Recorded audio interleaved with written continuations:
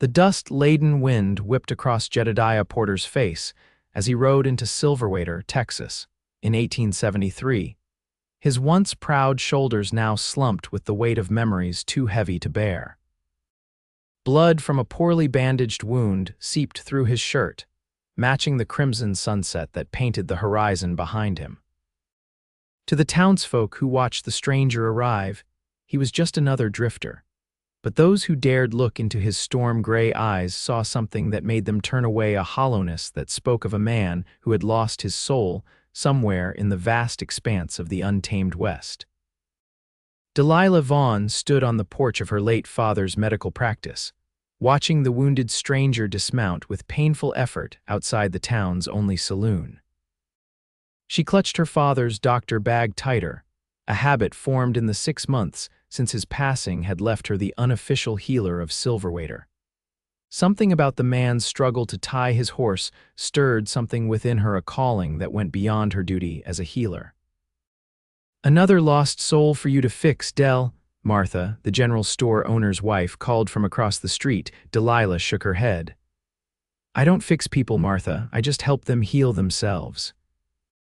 But even as she spoke the words, she was already walking toward the stranger, her skirts gathering dust as she crossed the wide main street. Inside the saloon, Jedediah slumped at a corner table, a bottle of whiskey his only companion.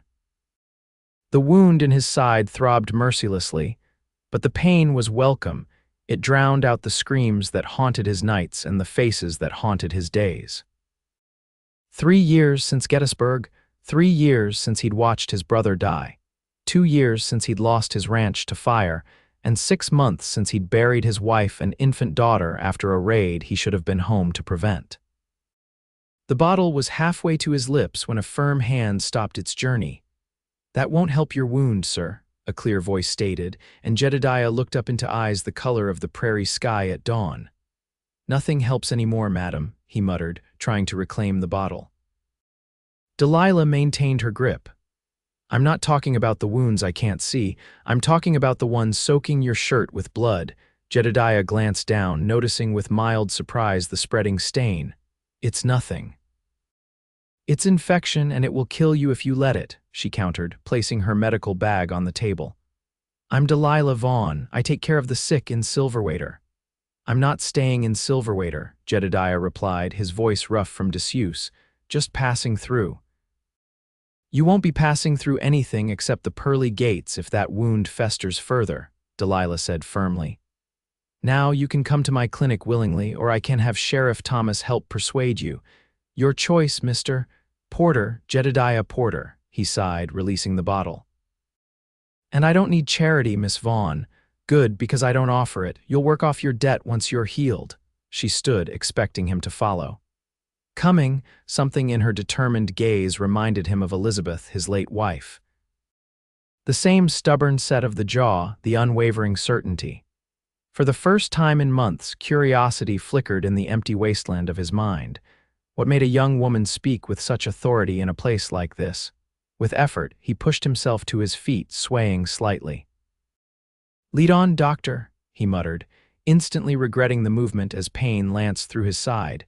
Delilah's clinic was a modest building with living quarters upstairs. Inside, the smell of carbolic acid and herbs replaced the stench of whiskey and despair from the saloon. She directed him to a clean examination table. "Shirt off," she commanded, washing her hands in a basin. Jedediah hesitated. "You're the doctor my father was.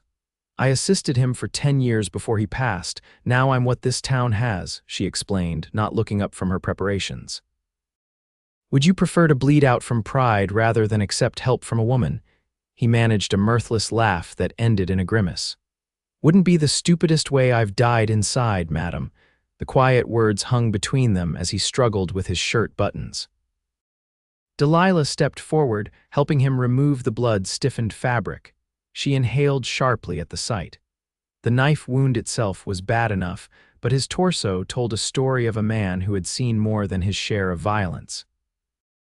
Scars crisscrossed his skin, some from bullets, others from blades, and a long, jagged one that could only have come from shrapnel.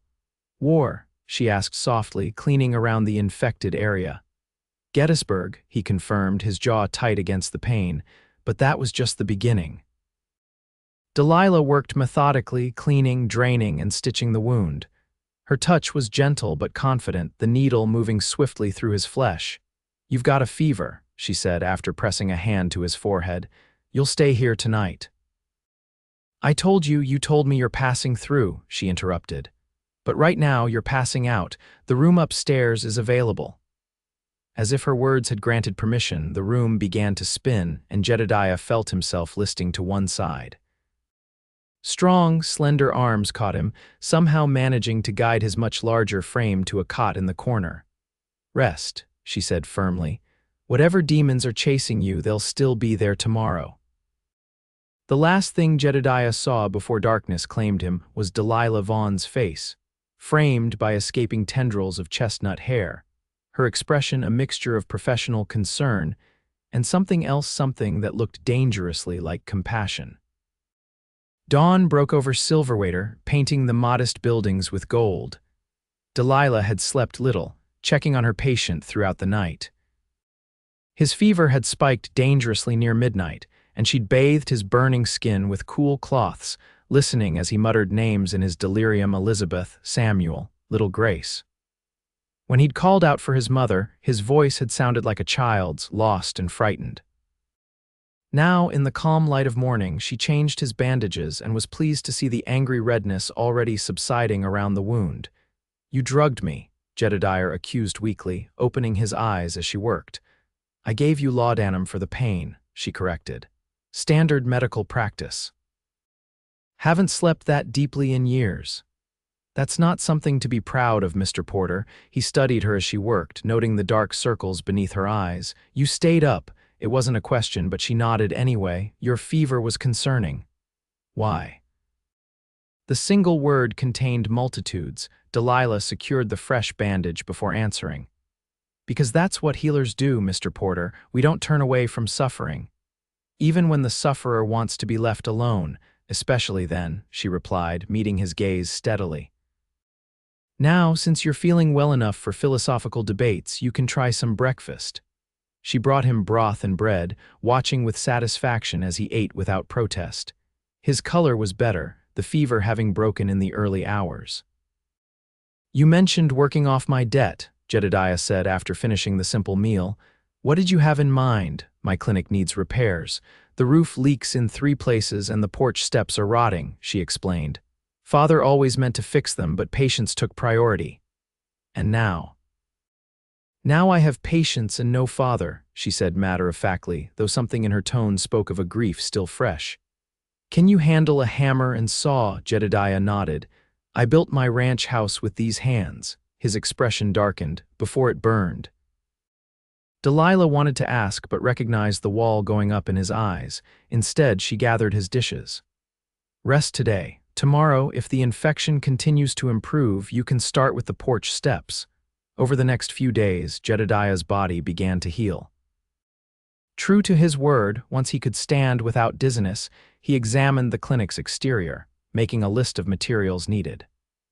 Delilah gave him money from her meager savings to purchase supplies from the general store. The townsfolk watched with curiosity as the stranger began repairing the doctor's clinic. Some nodded in greeting, others kept their distance, but all noticed the change in him as physical labor gave purpose to his days. He still spoke little, but his movements became more certain, his back straighter. Delilah continued her work, treating everything from a child's scraped knee to Mrs. Patterson's difficult 3rd pregnancy. Often, she would glance out the window to find Jedediah watching her interact with patients, his expression unreadable.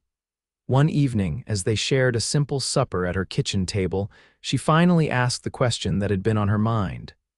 "What happened to you, Jedediah Porter?" "And I don't mean the knife wound."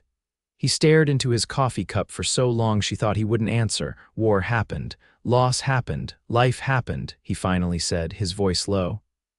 "I rode with the Union cavalry at Gettysburg, watched my younger brother Samuel die there. When I came home to Texas, most folks here had fought for the Confederacy, so I wasn't welcome at my family's old place." He took a deep breath. Met Elizabeth in '67. She was sunshine after a long winter. We built a small ranch near Austin, had a daughter, Grace. The silence stretched until Delilah gently prompted, and 6 months ago, while I was away delivering horses to a buyer in San Antonio, Comanche raiders hit the area by the time I returned. His knuckles whitened around the cup. The house was still smoldering. Elizabeth and Grace were inside. Delilah covered his hand with hers. "I'm so sorry." He withdrew his hand as if burned. "Don't be, it was my fault. I should have been there." "You couldn't have known. I knew there had been raids in the area," he cut her off. "I knew, and I still left them alone because we needed the money from that sale." He stood abruptly. "Thank you for supper, Miss Vaughn." He walked out onto the porch, and Delilah let him go, understanding his need for solitude with his grief. Through the window, she watched his silhouette, shoulders hunched against memories no man should have to bear. In that moment, she recognized that his wound went far deeper than flesh. The next morning, Sheriff Thomas visited the clinic while Jedediah was on the roof. "Heard you're harboring that drifter, Delilah," he said without preamble. "I'm employing Mr. Porter for repairs, Sheriff," she corrected. "He's working to pay for his medical treatment." The sheriff glanced up at the roof. "You know anything about him?" "I know he fought for the Union and lost his family," she replied. "Beyond that, it's not my business nor yours unless he's broken a law," Sheriff Thomas frowned. "Just be careful, Del. Men with that much darkness in their eyes sometimes bring trouble." "Or they're running from it," she countered. "Either way, he deserves a chance to heal. Like your father would have given him." The sheriff's tone softened, precisely like that. After the sheriff left, Delilah climbed the ladder to bring Jedediah water. He was shirtless in the summer heat, hammering new shingles into place. Sweat glistened on his scarred torso, but for the first time, she noticed the lean strength in his build rather than just the marks of his past. "Sheriff, checking up on the dangerous drifter?" he asked without looking at her. "Sheriff checking up on his old friend's daughter," she corrected, offering the ladle of water. "Though your reputation as a dangerous drifter might need work, Mrs. Evans saw you rescue her cat from the oak tree yesterday." A ghost of a smile touched his lips. "Don't spread that around. I have an image to maintain." That fleeting smile transformed his face, offering a glimpse of the man he might have been before loss carved its story into him. Delilah found herself wanting to see it again. "How did you learn medicine?" he asked, surprising her with the personal question. "My mother died when I was 8. Father was the only doctor for miles, so I became his assistant out of necessity," she explained, sitting on the roof edge. "Turns out I had an aptitude for it. He sent me to study with his colleague in St. Louis for 2 years. I wanted to attend medical school, but women doctors aren't welcome," Jedediah finished. "Not officially, no. Some schools have started accepting women, but father fell ill before I could apply." She shrugged. "The people here trust me, though, even without the formal title." "As they should," he said simply. "I've seen your work firsthand." The compliment warmed her more than it should have. "The roof looks good," she said, changing the subject. "You've done more than repay your debt, you know. Got somewhere better to be?" he asked, returning to his hammering. "No," she admitted. "I suppose I just don't want you to feel obligated to stay." Jedediah paused, looking at her directly. "I haven't felt obligated since the second day, Delilah."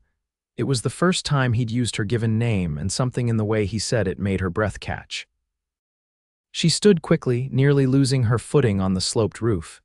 His hand shot out, steadying her with a grip that was firm yet careful. "Thank you," she murmured, too aware of his touch. "I should get back. Mrs. Patterson might deliver any day now," he nodded, releasing her. "I'll finish the west side before sundown." As Delilah descended the ladder, she found herself confused by her reaction to him. She'd treated countless men in her years assisting her father, had cleaned and stitched many bodies, but none had affected her the way Jedediah Porter did.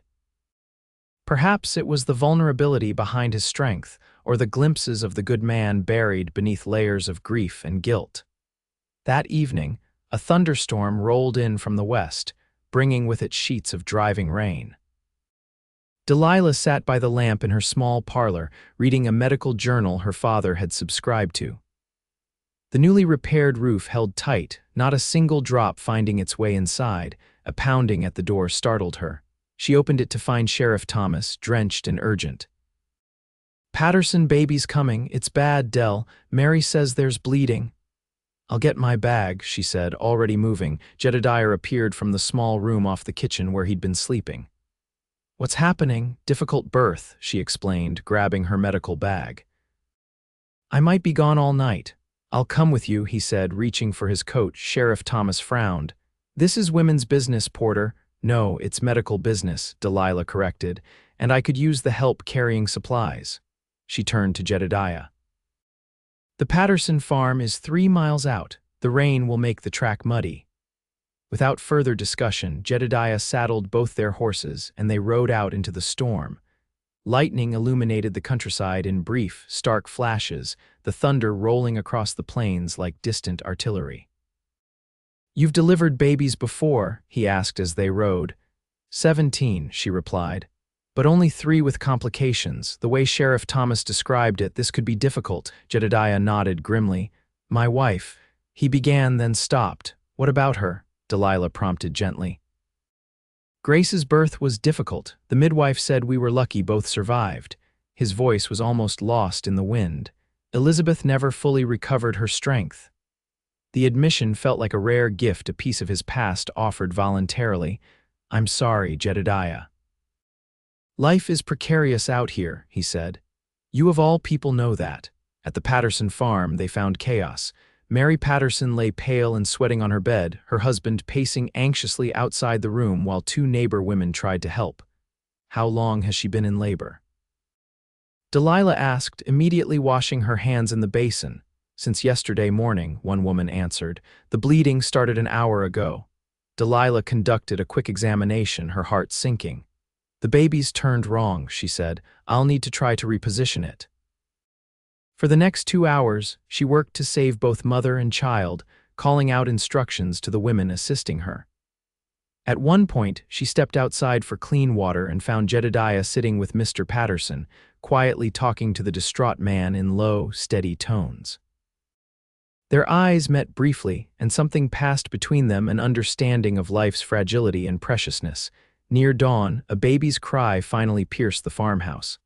Delilah emerged exhausted but smiling. "You have a daughter, Mr. Patterson, small but strong. Your wife is resting." The grateful father rushed past her to see his family, and Delilah nearly collapsed against the wall. Jedediah was at her side instantly, supporting her. "You did it," he said simply. "We almost lost them both," she admitted, allowing herself to lean on him momentarily. "But yes, they'll live." On the ride back to town, the storm having passed, Delilah found herself fighting to stay awake in the saddle. Without comment, Jedediah guided his horse alongside hers, ready to catch her if she slipped. "You're good at this," he observed as the first rays of sunlight touched the horizon. "Better than most doctors I've known." "High praise from a man who's apparently been treated by many," she replied, nodding at his collection of scars. "Not all these were treated by doctors," he said with unexpected candor. "Some I stitched myself, others just healed however they pleased." "Like the one on your soul," the words slipped out before she could stop them. Instead of withdrawing as she expected, Jedediah looked at her with something like recognition. "Some wounds don't heal, Delilah, they just become part of you." "I don't believe that," she said firmly. "The body remembers trauma, yes. The mind carries memories, but healing is always possible." He shook his head. "You haven't seen what I've seen, done what I've done." "No," she agreed, "but I've watched men waste away from wounds less visible than yours." "My father called it soldier's heart, the way the war stayed with men long after they returned home." "Your father sounds like a wise man." "He was," she said softly. "He also believed that connection to others was the strongest medicine for a wounded spirit." Jedediah was silent for a long moment. "And what do you believe, Delilah Vaughn?" She met his gaze steadily. "I believe that no one is beyond redemption or healing, not even a broken cowboy who's trying his hardest to outrun his own shadow." Something flickered in his eyes, not quite hope, but perhaps the recognition that hope might still exist. By the time they reached the clinic, The town was stirring to life, and both were too exhausted for further conversation. In the days that followed, something shifted between them. Jedediah continued his repair work, but now joined Delilah for meals without prompting. Sometimes he would ask questions about her patients or offer to prepare simple remedies. Once, she found him carefully organizing her medical supplies, having noted which items she reached for most frequently. The townspeople began to accept his presence. Children would wave as he worked on the clinic's exterior. Mrs. Evans brought over a pie to thank him for rescuing her cat. Even Sheriff Thomas begrudgingly nodded in greeting when they passed on the street. One afternoon, as Delilah returned from visiting an elderly patient, she found Jedediah in her small garden, carefully weeding around the medicinal herbs she grew. "My mother had a garden like this," he explained, seeing her surprise. "She taught me the difference between healing plants and weeds." "Your mother was a healer?" Delilah asked, kneeling beside him in her way. "Not like you with science and learning, but she knew the old remedies." He gently touched a sprig of lavender. This was her favorite. She said it helped people sleep when their thoughts were too loud. The tenderness in his voice as he spoke of his mother revealed yet another layer to this complex man. Delilah found herself wondering what he had been like before loss hollowed him out. The boy who learned about herbs from his mother, the young man who built a home with his own hands for the woman he loved. "Does it still help you?" she asked, "when your thoughts are too loud?" "Nothing helps with that," he admitted, "except maybe this." He gestured around at the clinic, the garden, the work of his hands. "Purpose," she said, understanding. "Purpose," he agreed, and he hesitated, seeming to struggle with words, and not being alone with those thoughts. The admission cost him. She could see it in the tightness around his eyes. Impulsively, she reached out, covering his soil-stained hand with hers. This time he didn't pull away. "You're not alone here, Jedediah," she said softly, "not unless you choose to be." Their eyes met, and for a breathless moment, Delilah thought he might say more. Instead, he gently squeezed her hand before returning to his work, but something had changed. A door opened just a crack, allowing in the faintest ray of light.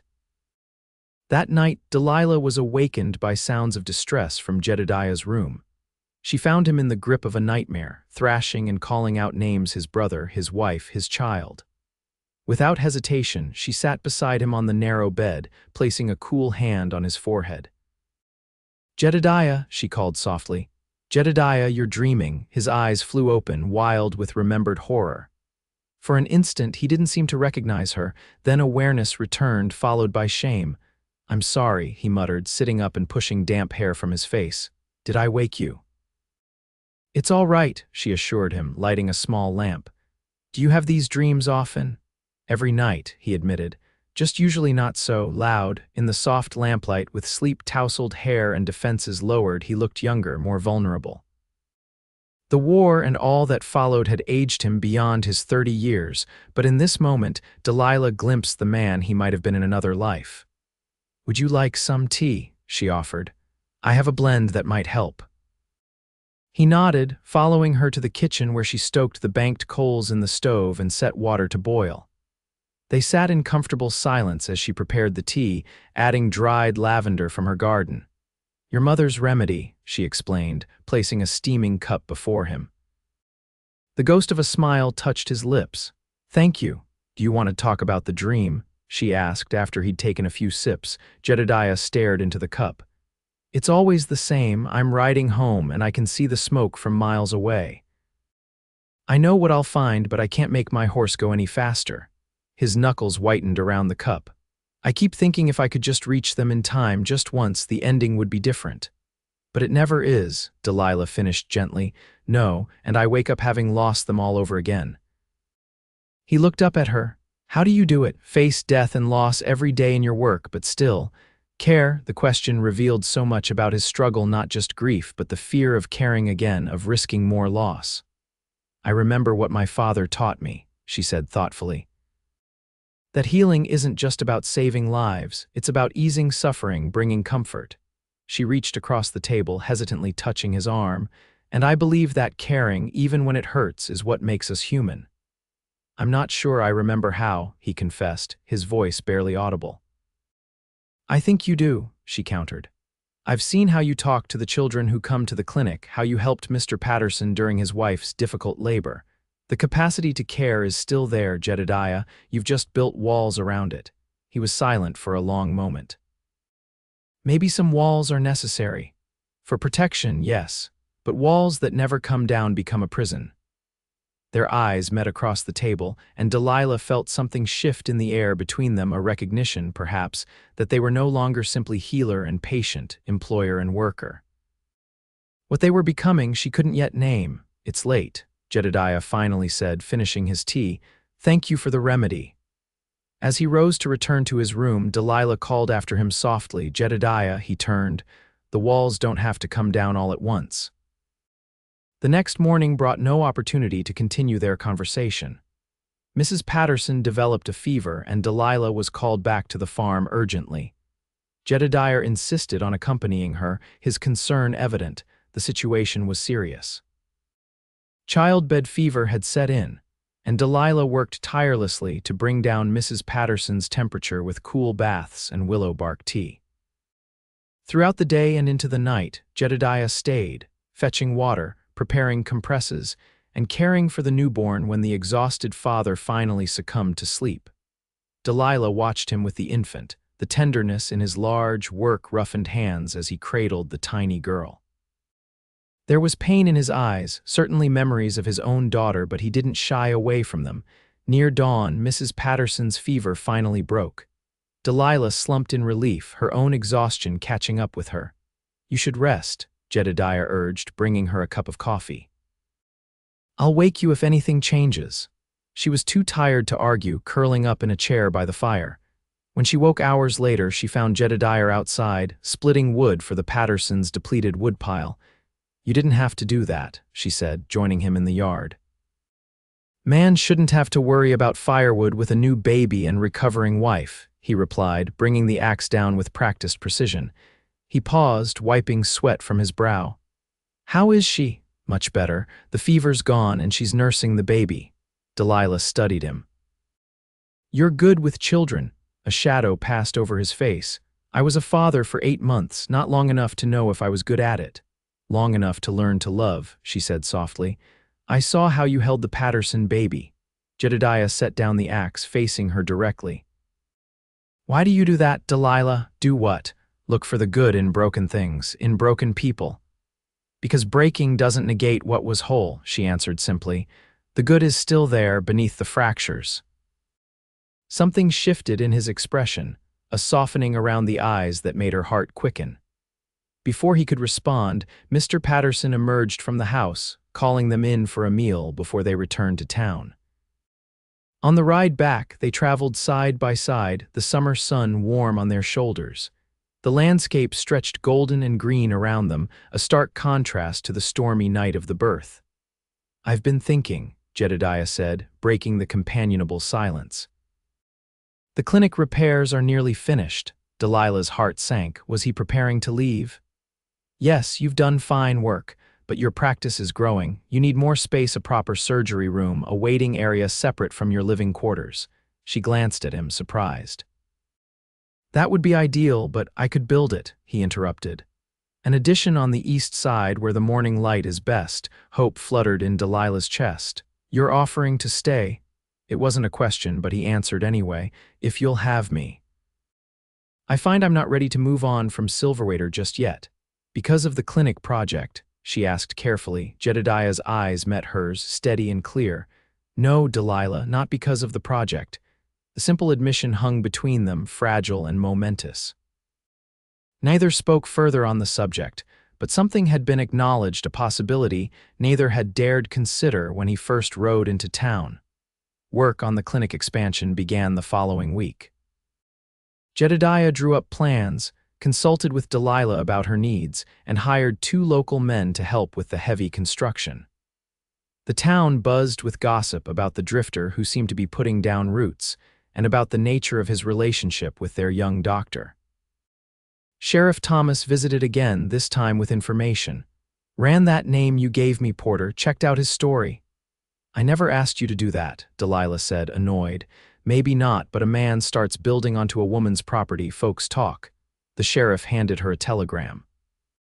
Anyway, he's who he says. Union Cavalry, honorable discharge, had a small ranch near Austin that burned in a raid last winter.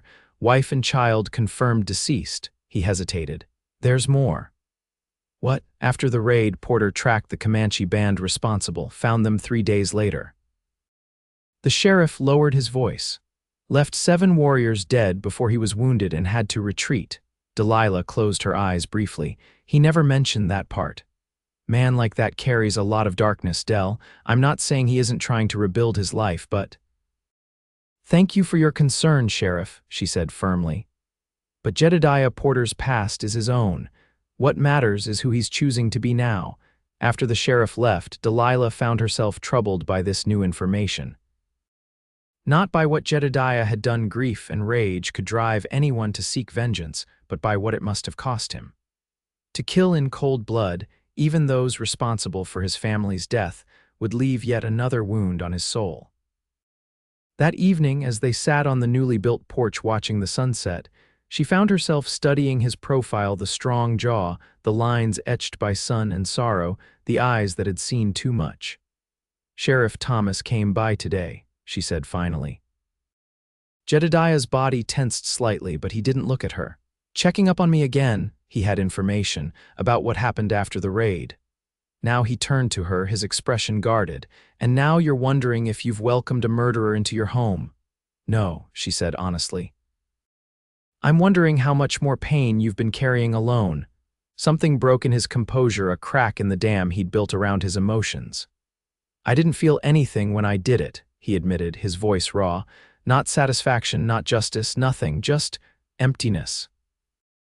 And afterward I was still empty. Elizabeth and Grace were still gone. Delilah moved closer, taking his hand in both of hers. Violence can't fill the void left by love, Jedediah. I know that now. He looked down at their joined hands. I think I started to understand it the moment you stopped me from drinking that whiskey in the saloon. What changed? She asked softly. You saw me, he said simply. Not just the wounds or the broken parts, you saw me. The words hung in the evening air, honest and vulnerable. Delilah felt tears prick her eyes at the trust he was placing in her. The man I see, she said carefully, is worth knowing, worth saving. I'm not sure about saving, he replied, but maybe worth rebuilding, like your clinic. The analogy made her smile, exactly like that. Taking what was damaged and making it stronger, more whole. Jedediah looked at their intertwined hands, then slowly, deliberately raised hers to his lips. The gentle press of his kiss against her knuckles sent warmth cascading through her. Delilah Vaughn, he said, his voice low and serious, I don't have much to offer. My past is dark, my future uncertain, but if you're willing, I'd like to see what might grow between us. Her heart swelled at the simple honesty of his declaration.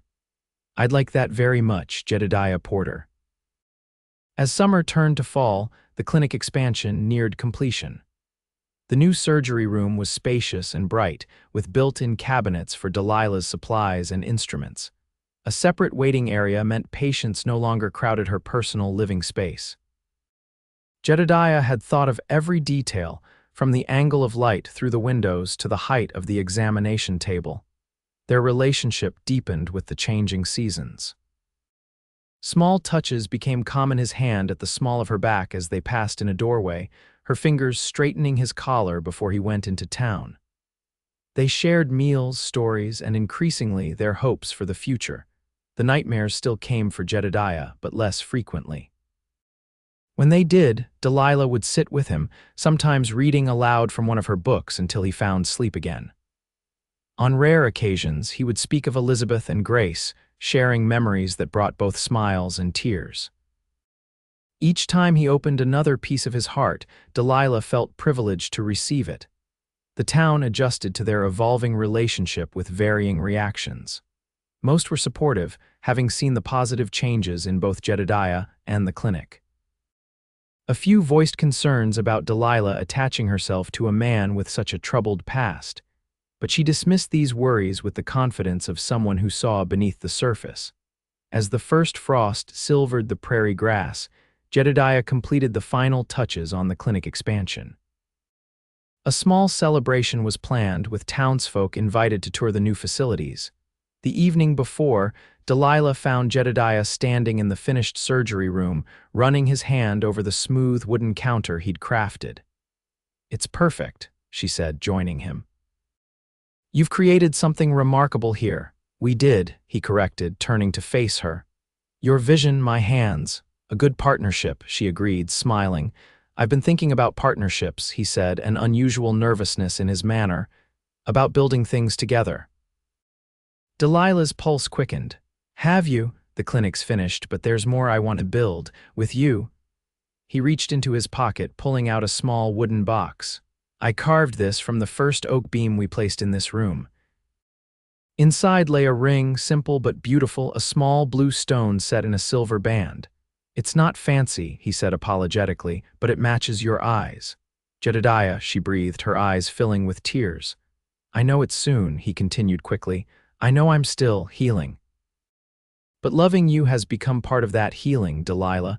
You didn't fix me, you were right about that. No one can fix another person, but you showed me how to start fixing myself." He took her hand, his eyes never leaving hers. "I can't promise a perfect life. I still carry scars, still have days when the past weighs heavy, but I can promise to love you with everything I am and everything I'm becoming. Will you marry me?" Delilah didn't hesitate. "Yes," she said, her voice steady despite her tears. "Yes, Jedediah Porter, I will marry you." As he slipped the ring onto her finger, she cupped his face in her hands. "You know, when you first came to Silverwater, I saw a man broken in mind and spirit. And now?" he asked, covering her hands with his own. She smiled, leaning close to whisper against his lips, "Then let me heal both." "You already have," he murmured before claiming her mouth in a kiss that promised healing, hope, and a future neither had dared imagine when fate first brought them together. They married as winter settled over the plains, a simple ceremony in the town's small church. Sheriff Thomas gave the bride away, grudgingly admitting that Jedediah had proven himself a changed man. The clinic remained closed for 3 days, the longest Delilah had ever been away from her patients, while they enjoyed a brief honeymoon in their own home. Spring brought new growth to Silverwater and to their lives. Jedediah, having found peace with his past, began training horses again, his natural affinity for the animals bringing clients from neighboring towns. The nightmares came rarely now, and when they did, he no longer faced them alone. Delilah's practice flourished with the improved facilities.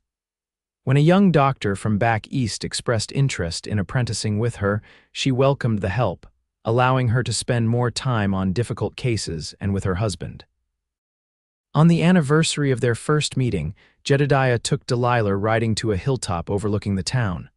The wildflowers were in full bloom, painting the prairie in vibrant colors. "I have something to tell you," she said as they sat beneath a lone oak tree. Jedediah raised an eyebrow, a smile playing at his lips. "Is it the same thing Mrs. Patterson hinted at yesterday, and Martha from the general store this morning?" Delilah laughed. "News travels fast in Silverwater." "So it's true," hope brightened his eyes. "We're going to have a child." "In about 7 months," she confirmed, taking his hand and placing it on her still flat stomach. "Are you happy?" His answer was to gather her in his arms, holding her as if she were the most precious thing in the world. "Happy doesn't begin to cover it," he whispered against her hair. "Terrified, grateful, overwhelmed, but mostly, yes, happy." Later, as they rode back to town side by side, Delilah observed the man beside her back straight, eyes clear, face turned toward the future rather than the past. The broken cowboy who had ridden into Silverwater a year ago had rebuilt himself, finding strength in the very places he had been shattered. "What are you thinking?" Jedediah asked, catching her gaze. "That healing is never just about mending what was broken," she replied. "Sometimes it's about creating something new and stronger from the pieces." He reached across the space between them, taking her hand. "Then we've healed each other, Dr. Porter." "Indeed we have, Mr. Porter," she agreed, her free hand resting on her stomach where new life grew. "And we're just beginning." As Silverwater came into view, bathed in the golden light of late afternoon, Delilah felt a profound sense of rightness. The path that had brought them together had been marked by loss and pain, but what they had built from those broken pieces trust. Love, a shared future, was all the more precious for having been so hard won. And in the years that followed, as their family grew and their love deepened, they never forgot that lesson.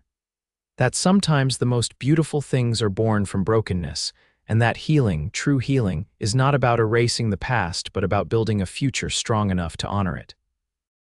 When their son was born that winter, a healthy boy with his father's gray eyes and his mother's determined spirit, they named him Samuel, after Jedediah's brother. And when their daughter followed 2 years later, they called her Hope, a testament to what had saved them both. Jedediah Porter, once broken in mind and spirit, became known throughout the region as a man of quiet strength and unwavering integrity. The darkness never fully left him on certain anniversaries, or during violent thunderstorms that reminded him of battle, the shadows would return to his eyes. But now he had the tools to face them, and a family who understood that healing was not a destination, but a journey they walked together. And Delilah, who had once believed her calling was simply to ease suffering, discovered that love itself was the most powerful medicine of all, not because it erased pain, but because it made that pain bearable, transforming it into something that could strengthen rather than destroy.